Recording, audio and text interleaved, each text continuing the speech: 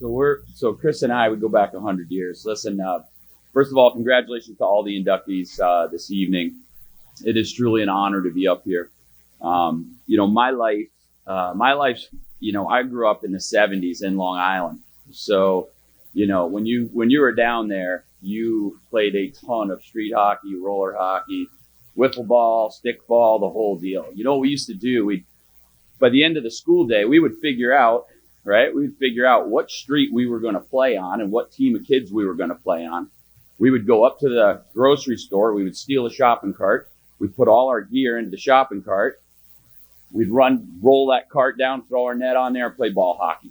And so for me, in 1980, that was like a trifecta for me, right? You had the miracle, you had, Snyder ripping a goal and JT to Bobby. And then, my folks, they had been going through some issues and they got back together. So that was a huge trifecta in 1980 for me.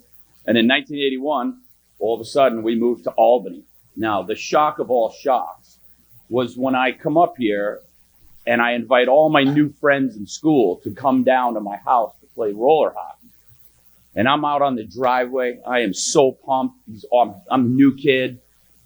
And like these 6 kids come walking down the street and they have like a stick in their hands and they're on their sneakers. I'm all geared up. I got my roller skates on. I'm fired up, ready to go. Nobody up here knew how to do it.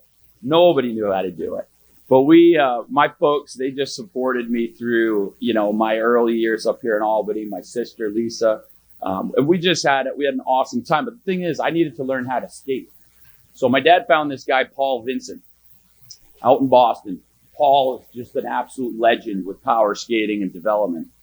And I started to go to him over the summers. And the last 2 or 3 summers I was there, he asked me to stay and be a counselor. And so I really learned I learned his progressions of skill development and hockey development.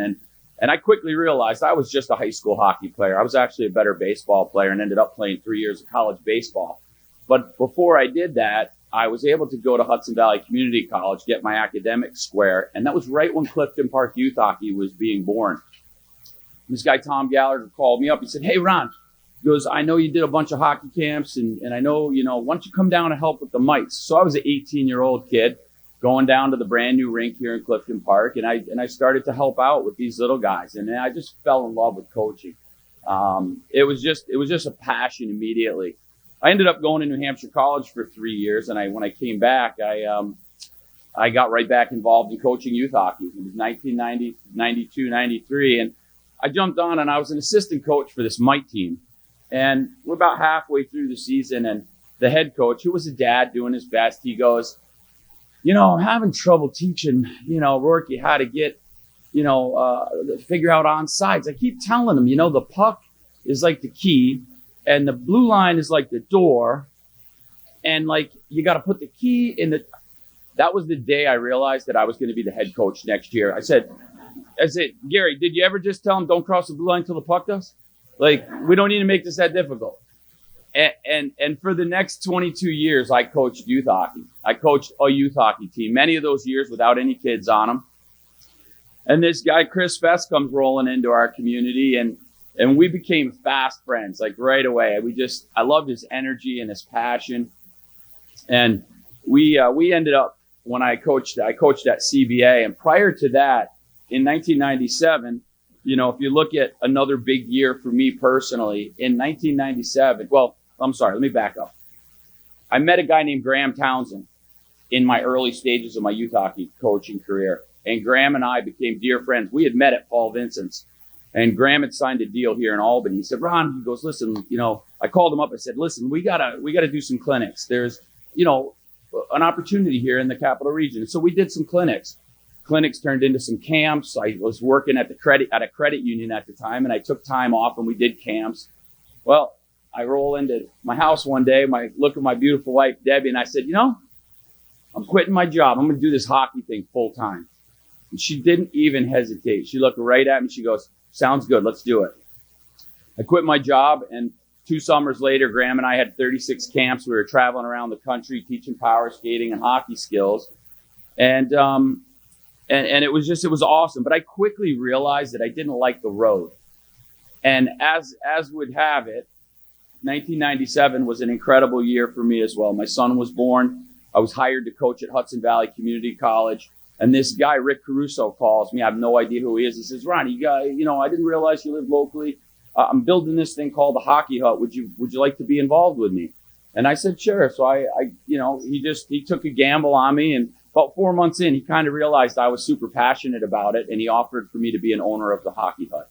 And it was this little 3,000 square foot, tiny little rink. And, when we moved, I bought some property at Exit 8 in Clifton Park in 2008. But when we moved, the Hockey Hut was a 3,000 square foot rink with plywood boards right up against the sheetrock. When we ripped it out, we found 1,233 pucks that had gone over the boards in 10 years.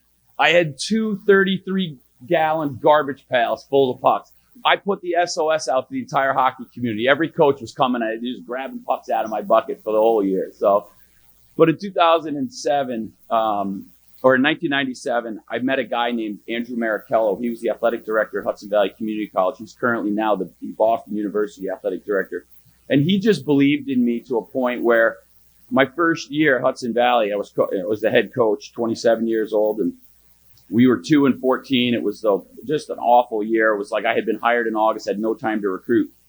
But in 2001, we built the national champion hockey team and the junior college national championship. And this is such an honor to be inducted into this Hall of Fame. And that team 3 years ago was inducted into the Hudson Valley Community College Hall of Fame as well. It's to this day still stands as the only men's national team championship at Hudson Valley. And it was such an honor to be a part of that.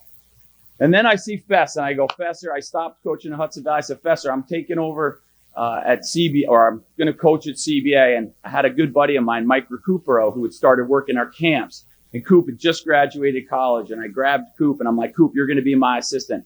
2 years into that, I'm talking with Fess. Fess coaches with me for 3 years at CBA, all the while coaching youth hockey and building the Hockey Hut. I have been so blessed in my life to have my journey just littered with incredible people that saw something in me and just allowed me to do what I love to do. And, hockey has just been a passion. It's been a life's quest. My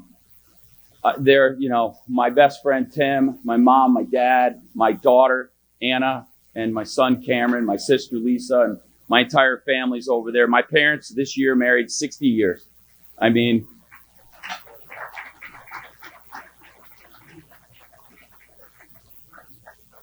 I've done 29 years of instructional work and 31 years of coaching every level of hockey. This hockey world is so small, and it is so passionate, and it is just so interconnected. Jessica Link was a right wing on the second youth hockey team I ever coached in my life. Chris Fess is a dear friend. This big dude, Pierre LeBlanc, comes rolling in the Hockey Hut, speaking French at me, saying, I need ice. Pierre and I are dear friends to this day. I trained in the last 7 years of his pro career. This is an honor to go in with my friends, having my family here. I want to congratulate all the inductees. I want to thank Rennie and the entire committee for having me tonight. It is truly a blessing. And I just wish everybody the very best. Thank you very much.